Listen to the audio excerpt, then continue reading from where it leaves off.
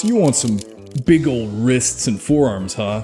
Well, you came to the right place, because I'm going to tell you exactly how to achieve that pretty damn fast. I get it. Big, thicker forearms and wrists. It looks powerful. It looks domineering. You look like a masculine man, right? So how can you achieve bigger, thicker wrists? Well, I got bad news for you, buddy, because you can't really grow your actual wrists all that much. The reason being because basically all that there is here is bone. You got two bones in here. You got your radius, your ulna, you got some tendons, a little bit of muscle, and then skin. There's not a whole much growing that can be done there. However, there is a lot of muscle that could potentially be built right here a bit higher, or I guess lower, in your forearm. You have your short flexor muscle, your long flexor muscle, and then the biggest one, the brachioradialis, which goes from your bicep down into your forearm. This is gonna make up the bulk of your forearm.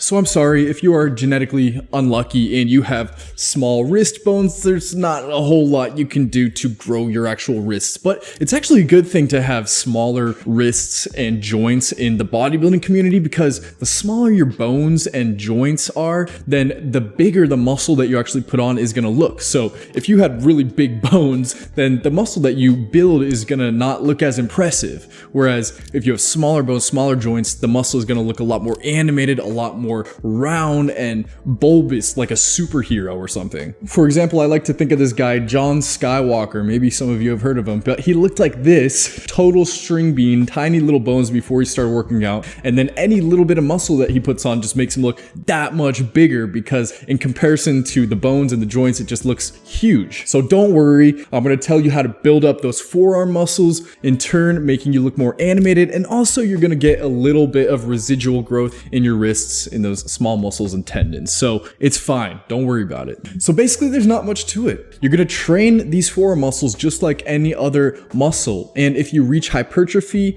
week after week after week, you will see growth and you will see an increase in the size of your muscles. So I'm gonna tell you the 4 best forearm exercises, and then you're gonna do them at least twice a week, doing 3 sets to failure for each exercise. And the last one I share with you is the most effective in my opinion and my ultimate favorite. So let's get into the exercises. First one is the simple wrist curl. Just like a bicep curl where you curl a dumbbell and the actual bending is happening at your elbow joint, the forearm wrist curl happens just at your wrist joint, totally immobilizing the actual forearm. This is going to target the long and short flexors in your forearm. The second exercise is the wrist squeeze. For this, you're going to need one of those little wrist squeezers. You can get these at like Target and Walmart, or you can get them online. I'll actually link the Amazon link down below if you want to pick them up. I think they're only like a few bucks. And this is very simple. You just take this mechanism and you squeeze it as many times as it takes to feel that burn and feel that pump in your forearm until you can't go anymore. And this is going to target both flexors, your brachioradialis, your extensor radialis, and also obviously your hand muscles. Third exercise is the forearm twist. To do this, you just take 2 dumbbells of moderate weight and then you simply stand with them with your arms shoulder width apart, and then have the weights next to your sides and then rotate them back and forth, squeezing your forearms the whole way through. This is a great exercise because it's a bit of a different movement to these forearm muscles. Instead of just compressing them like you do with the curl, you're actually kind of like wringing out the muscles like a rag with the twisting motion. So it's a whole different feel. It's confusing muscles and it's going to activate those muscle fibers a way they've never really been activated before. So 3 sets of curls, 10 to 20 repetitions with usually like 25 or 30 pound weights usually does the trick.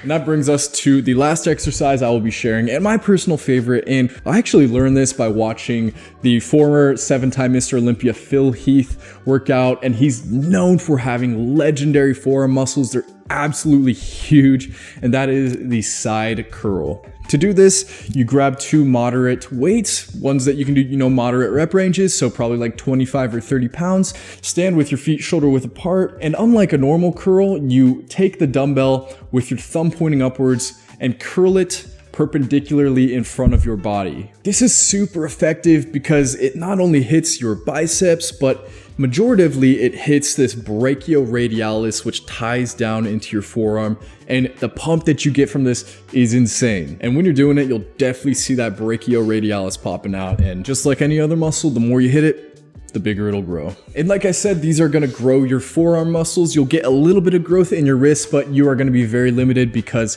simply genetics don't allow joints to grow that much. That's why, you know, if you have small ankles, that's kind of just how it's gonna be. You can grow the calves, but not really the ankles. Same thing with your wrists. You can grow the forearms, not so much the wrists, but that's okay. It's gonna look good anyways. So hope you enjoyed the video. If you haven't already, subscribe, and until next time, peace.